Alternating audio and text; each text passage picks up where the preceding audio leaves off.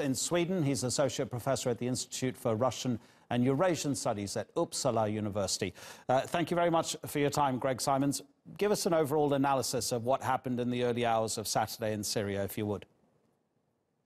Well, it was seen clearly as it was going to happen. I talked about it last night, in fact, when on being interviewed.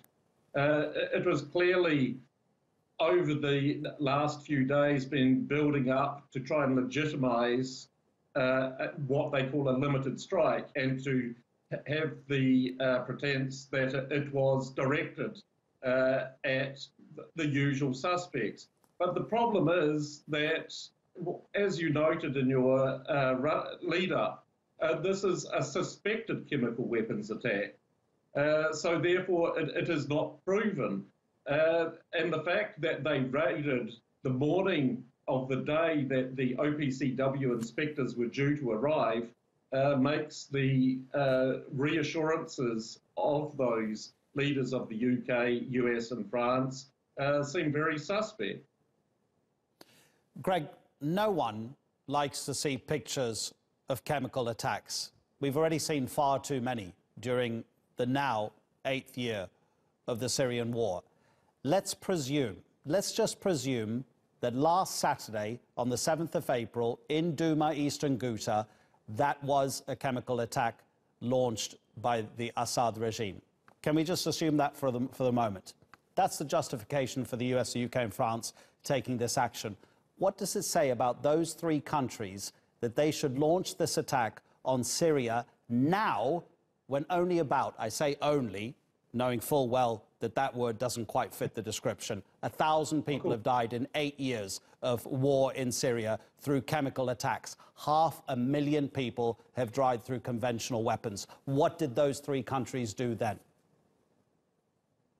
Well, I think that even assuming that an attack has taken place and that there is some culpability to be directed, even though this hasn't been done so, there should be other measures, because the actual attacks that they launched are contrary to international law and the rules of war, because no war has been declared. This has been done on a number of occasions, and I think it's quite a worrying trend, because these assumptions have been taken before. They've been taken in 2003 with Iraq, they've been taken in 2011 with Libya, and people expect more than assumptions, especially when those stated assumptions turn out to be incorrect. What is Russia's position now in terms of having said that it would defend Syria and its territory if this kind of attack were to be launched, and now having shown to have done nothing in terms of not using its air defences in the country?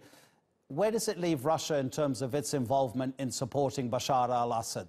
Because if the US is to regard what happened on Saturday as possibly an indication of the way forward, there could be more scope for more strikes from countries who are opposed to Bashar al-Assad.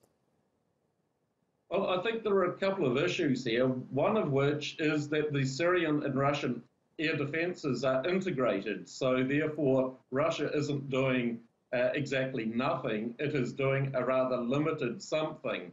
Certainly that they are showing restraint at this point in time, but given the fact that the words of Trump and of May indicate that there are going to be further possible military attacks against Syria, I'm not sure how much restraint can be shown further, because this is going strictly against and pressing Russia's red line. So, I mean, this is a dangerous game of chicken. Is there a dichotomy in, let's say, the US position, say the US-led coalition as it existed 12 hours or so ago now? Is there a dichotomy in that coalition's position regarding Bashar al-Assad? Do they actually need him to fight terrorists in Syria, but also need to stop him from killing civilians while he's fighting the terrorists? Well, it's a tricky situation because in people's memory, of course, is Libya, which, Gaddafi said the same thing. I'm fighting terrorists. They regime changed him, and now the country is absolutely volatile and a terrorist paradise. Assad, of course, is in a similar situation, but it's much more closer to Europe than Libya. It's a more delicate situation given the number of different foreign interests involved. And I think one of the problems is that this lack of critical reflection by many mainstream media, which do not do their journalistic duty in challenging the main government narrative.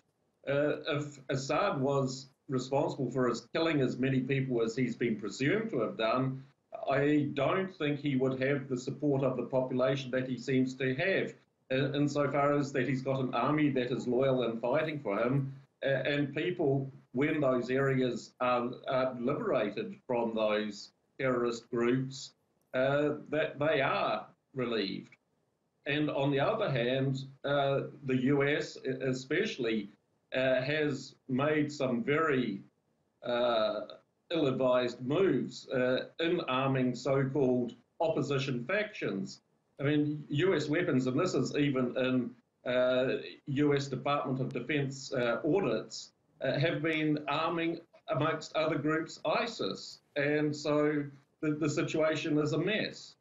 Greg Simons, we really appreciate your time. Thank you for joining us on TRT World.